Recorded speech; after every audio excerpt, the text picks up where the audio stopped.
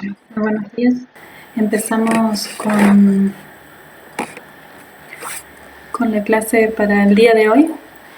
Hoy nos toca ver el radicalismo y las primeras presidencias radicales de la Argentina. Ya vamos casi en las últimas clases, así que ya estamos prácticamente en lo que es historia argentina contemporánea, mirando, ¿no es cierto?, los temas más importantes sin detenernos demasiado, pero como para que a ustedes les quede un pantallazo general de lo que fue, de lo que es, ¿no?, la historia de nuestra patria, al menos de los personajes más importantes. Bien, vimos en la clase pasada todo lo que es generación del 80 e hicimos hincapié sobre todo en el establecimiento, en el decreto de las leyes, de las principales leyes liberales que se van estableciendo en la década del 80. Hay que decir también, ya entrando en el tema que nos ocupa, que durante toda la década de los años 1900 en adelante, ya comienza a existir un movimiento, ¿no? Le decimos movimiento para distinguirlo de lo que pueden llegar a ser organizaciones más bien ya armadas, ¿no es cierto?, legalizadas. Esto movimiento le decimos también para poder enfatizar un poco el aspecto más bien popular, ¿no?, de esa congregación de personas. El movimiento radical, ¿no?, como le vamos a llamar, comienza ya en los inicios de los años 1900. ¿no? Prácticamente y ya desde tiempo antes, durante la década del 80, 90, ya existía este movimiento. Va a empezar a existir a partir de 1900 como partido político. Este movimiento que va a ser liderado en un principio por el señor Leandro Alem, ¿no?, se llama Unión Cívica de la Juventud, así se llama en un principio, y se presentaba como opositor al liberalismo reinante. El liberalismo argentino de la década del 80 había legalizado solamente un partido político, que es el Partido Autonomista Nacional, y no había más partidos políticos, es decir, cuando se votaba por el sí o por el no. Bien, la Unión Cívica de la Juventud se va a presentar como una oposición. Y el gobierno, que estaba, ¿no es cierto?, controlado por el liberalismo y por el Partido Autonomista Nacional, exigía tantos requisitos para la configuración de un partido político que no había quienes reunieran esos requisitos más que ellos. De ahí que este movimiento tarda en constituirse como partido político. Cuando lo hace, recibe este nombre, Unión Cívica de la Juventud. Leandro Alem lamentablemente tuvo un final trágico, se suicida Leandro Alem, un poco, ¿no?, por las contrariedades que tiene que asumir siendo opositor al gobierno. Y uno de los líderes del partido va a empezar a ser Hipólito Yrigoyen. Si ustedes ven una línea del tiempo de los orígenes del radicalismo, van a ver que en un principio se intentó, como se intentó en 1904, por ejemplo, revoluciones armadas, ¿no?, especies de golpes de Estado para destituir a los gobiernos liberales que se habían instalado, como dijimos en la clase pasada, en el gobierno. Pero las revoluciones armadas no tuvieron éxito, hubo dos intentos, pero no prosperaron. De ahí que comienza el radicalismo, una lucha más bien en el plano de las ideas. El gran caballito de batalla del radicalismo va a ser la abstención, ¿no?, la prédica de la abstención en las elecciones, ¿no?, de tal modo que lograron que las elecciones no fueran elecciones populares. Ya por ese entonces todavía el sistema de elecciones era optativo, ¿no es cierto? El voto era optativo, no era obligatorio, y por lo tanto, ¿no? La gente iba a votar si quería y si no, no. Entonces, una gran campaña de parte del radicalismo para evitar que haya consenso electoral, ¿no? De modo que los presidentes, la mayoría de estos presidentes liberales fueron elegidos por muy pocas personas, es decir, con muy poco apoyo popular. El radicalismo se presenta así entonces como un movimiento popular, es decir, sobre todo la clase media argentina, que va a estar constituida, ¿no es cierto?, por profesionales, sobre todo profesionales del ámbito de la docencia, maestros, ¿no? Esa fuerte clase media que se había creado, se va a volcar toda al radicalismo.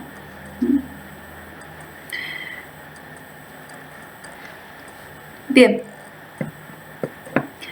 El radicalismo se va a presentar también como continuador de la línea federal. De hecho, los líderes del radicalismo son todos parientes, nietos, sobrinos de líderes del federalismo, ¿no? Del federalismo auténtico, ¿no es cierto?, de la época de los unitarios y los federales, ¿no? Alem y Hipólito Yrigoyen vienen de esa, ¿no?, tienen esa ascendencia, ¿no?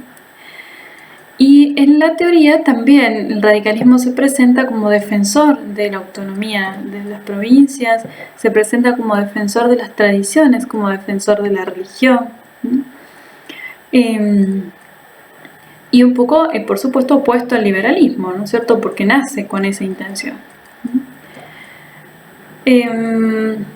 Sin embargo, vamos a ver cómo, de alguna manera, el radicalismo va a fracasar en ese intento que tiene de federalizar, por decir así, el ambiente político argentino. Uno de los problemas que hay es el tema del constitucionalismo, ¿no? Esa fuerte idea que dejan los liberales en el ambiente escolar, en el ambiente académico, de que un país no es nada si no tiene una constitución nacional, ¿no?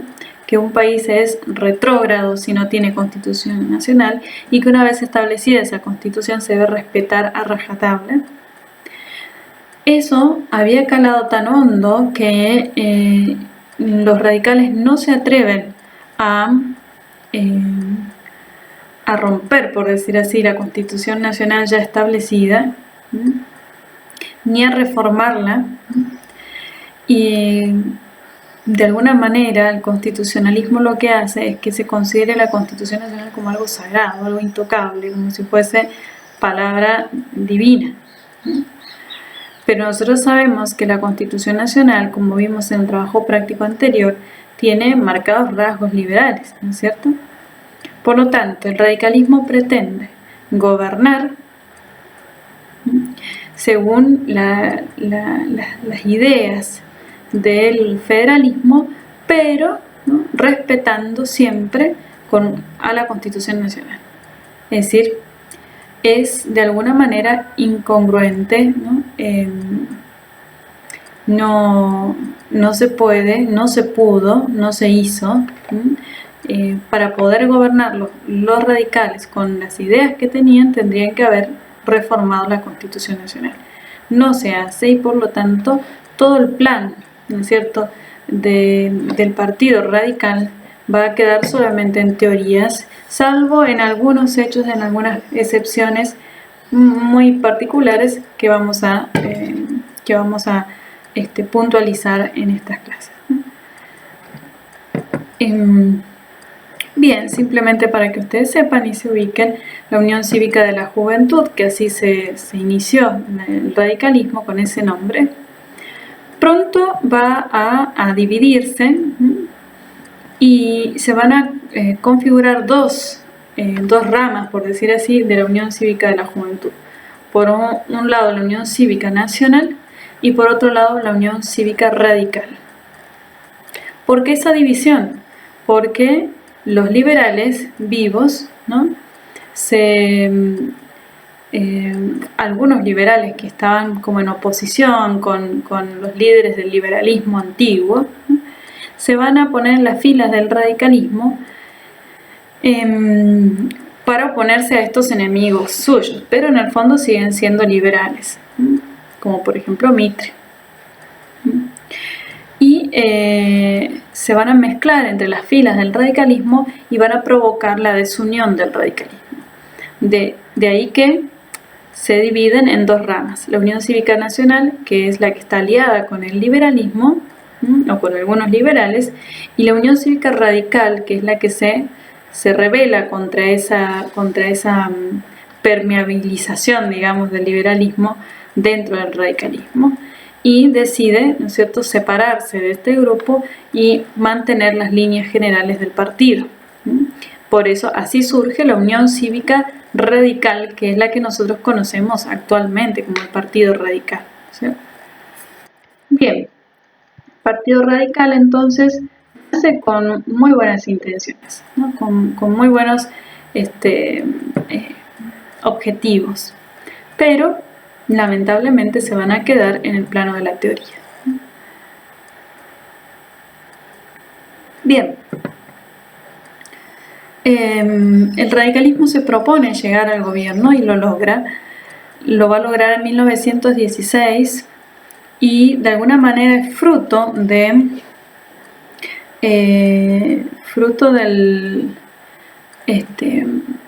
la aprobación de la ley electoral de 1912, ¿no? Aquella famosa ley de sufragio electoral que establecía que las elecciones eran obligatorias, ¿no? Secretas, ¿no? Y masculinas. El resultado de la primera aplicación de ese sistema electoral en 1916 fue justamente que los liberales pierden el gobierno, porque ya no se prestaba tanto para el fraude, y gana el radicalismo por primera vez en la historia argentina. El primer presidente radical va a ser el señor Hipólito Yrigoyen. Hipólito del Corazón de Jesús, así se llamaba. Hipólito del Corazón de Jesús Yrigoyen. Comienza entonces su gobierno en 1916. Ese primer gobierno va a durar hasta 1922. Es un gobierno constitucional de 6 años, como lo establecía la Constitución Nacional de aquel momento, sin posibilidad de reelección. Por eso, después de este primer gobierno radical, viene un segundo gobierno radical, que es el gobierno de Marcelo T. de Alvear, Marcelo Torcuato de Alvear, radical también él, que va a gobernar desde 1922 a 1928. E inmediatamente después hay un segundo gobierno de Hipólito Yrigoyen, que va desde 1928 a 1930, 2 años, y que va a ser interrumpido por el primer golpe de Estado de la historia argentina, que se va a realizar en 1930. Lo realiza el general Uriburu contra Yrigoyen. Entonces, tenemos las 3 primeras presidencias radicales, son las 2 primeras presidencias constitucionales de 6 años y la última de 2 años. La primera es de Yrigoyen, la del medio es de Marcelo Torcuato de Alvear y la última es de Yrigoyen, que es interrumpida, ¿no?, en el segundo año de gobierno por un golpe de Estado. Bien, en el primer gobierno, que comienza en 1916, Yrigoyen, bueno, ustedes van a ver ahí Pierotti enumera, ¿no?, en la página 122, enumera algunas acciones de gobierno de Hipólito Yrigoyen. Entre ellas, una de las cosas importantes que hizo Hipólito Yrigoyen, que me gustaría remarcar, es esto de haber establecido el 12 de octubre como día feriado nacional, y lo establece él como Día de la Raza, que es el día que hoy se llama en el calendario nacional Día de la Diversidad Cultural. Ese día feriado es muy importante, y el decreto que establece este día feriado es importantísimo porque se puede leer en el decreto cuáles son las ideas que llevan a Hipólito Yrigoyen a decretar este día como feriado nacional. Un decreto hermosísimo donde se destaca, ¿no?, el valor de la hispanidad, ¿no?, en América. Ese decreto me gustaría a mí que ustedes lo lean. Ahí seguramente les deben haber entregado ya es una copia de una hojita donde se lee el decreto y luego agregue algunas explicaciones y algunas ideas, ¿no?, sobre todo respecto a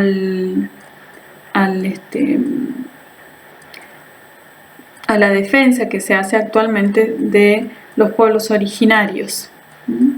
Algunas ideas muy concretas. Me gustaría que lo lean, lo pueden leer de a dos o de a tres, y me gustaría que lo comenten entre ustedes, que comenten un poco sobre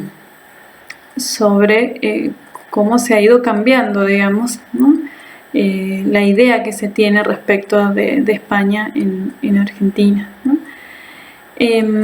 Y de alguna manera unimos, ¿no?, este tema con lo que sería la conquista del desierto, y con lo que serían los primeros temas del año, ¿no?, que hablan sobre la llegada de los españoles a América. En base a eso, me gustaría a mí que ustedes pudieran elaborar un texto breve, ¿no?, de una carilla mínimo, donde puedan relacionar ustedes lo que vimos nosotros de la llegada de los españoles a América con la visión de la hispanidad de Hipólito Yrigoyen y con la postura actual del indigenismo argentino-americano también.